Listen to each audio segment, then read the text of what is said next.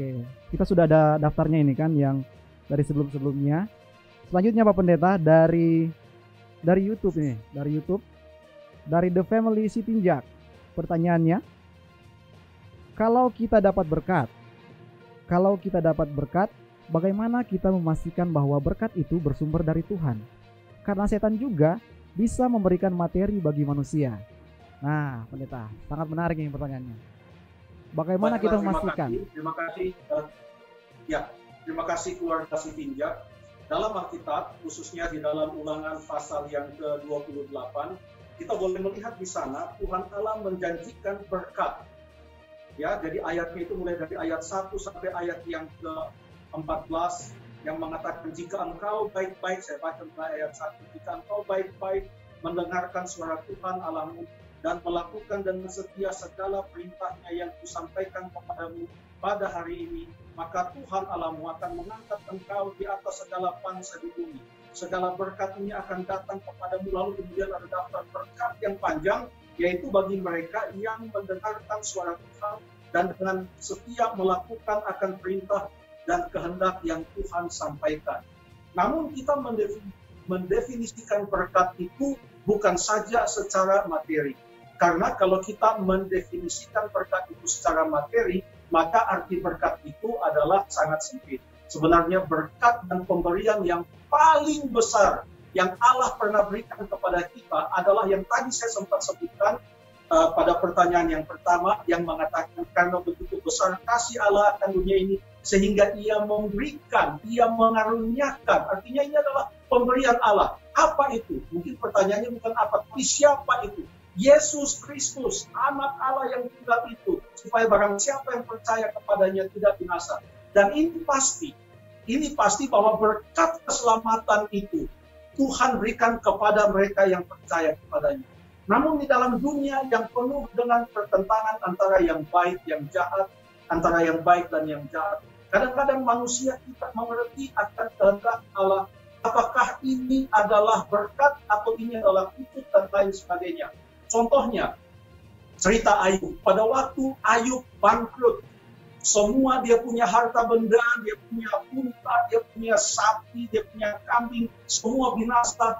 Anak-anaknya kemudian semua meninggal, lalu kemudian dia kena penyakit borok dan lain sebagainya. 3 orang temannya datang kepada Ayub. Tidak bisa mengatakan sepatah kata apapun. Lalu kemudian 7 hari mereka lihat-lihat sama Ayub.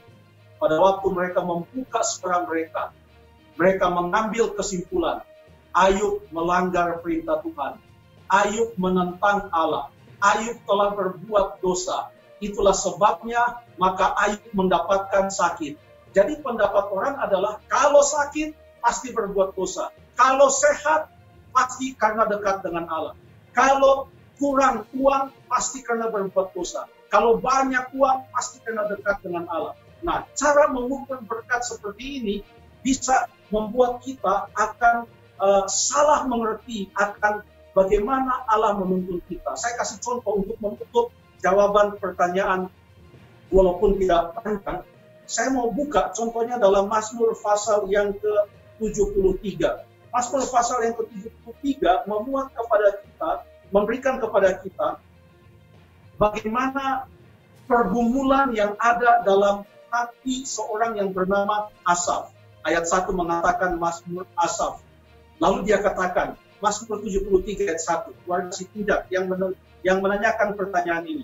Mazmur 73 ayat 1, sesungguhnya Allah itu baik bagi mereka yang tulus hatinya, bagi mereka yang bersih hatinya.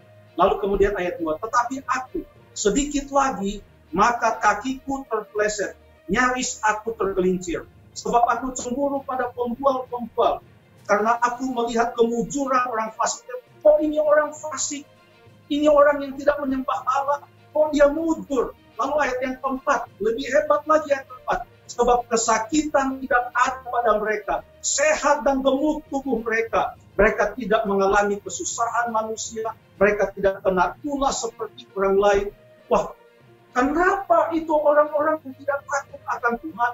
Kenapa mereka sehat-sehat, mereka punya rumah bagus, lalu kemudian mereka mujur, lalu kemudian tidak ada sakit, mereka kemudian tidak mengalami kesusahan, dan semua ayat-ayat ini menggambarkan suatu pergumulan yang terjadi dalam diri seorang yang bernama Asaf.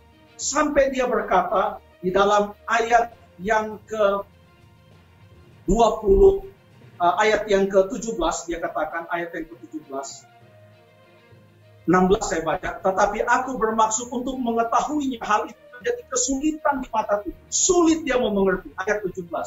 Sampai aku masuk ke dalam tempat kudus Allah dan memperhatikan kesudahan mereka. Sampai dia datang kepada Allah, dia datang ke tempat kudus Allah, kepada bait kudus Allah, di mana di sana ada alat-alat peraga di dalam bait kudus Allah yang menyatakan tentang orang yang berdosa, kalau tidak diampuni maka dia akan dihukum. Orang yang berdosa yang diampuni membawa korban dan lain sebagainya. Ada alat-alat peraga yang menggambarkan bagaimana Allah mempunyai rencana-rencana yang indah bagi umat-umatnya yang percaya kepadanya. Lalu kemudian setelah dia mengerti akan hal itu, bukan mengerti mengapa mereka mujur, diambil kesimpulan begini. Ayat yang ke-21. Ketika hatiku merasa pahit dan buah pinggangku menusuk-nusuk rasanya, karena nggak ngerti mengapa mereka mujur, saya nggak mujur, padahal saya setia kepada Tuhan, mereka nggak. Ayat 22, aku dungu dan tidak mengerti, seperti hewan aku di dekatmu. Tetapi, ayat 23 ini adalah resolusinya, tetapi aku tetap di dekatmu, engkau memegang tangan kananmu. Lalu ayat yang ke-25 dan 26, siapa gerangan ada padaku di sorga selain engkau? Selain engkau tidak ada yang kuingini di bumi. Sekalipun dagingku dan hatiku habis banyak, gunung batuku dan bagianku tetaplah Allah selama-lamanya. Jadi ayat ini mengatakan yang terpenting bagi kita adalah kita memastikan kita dekat dengan Tuhan.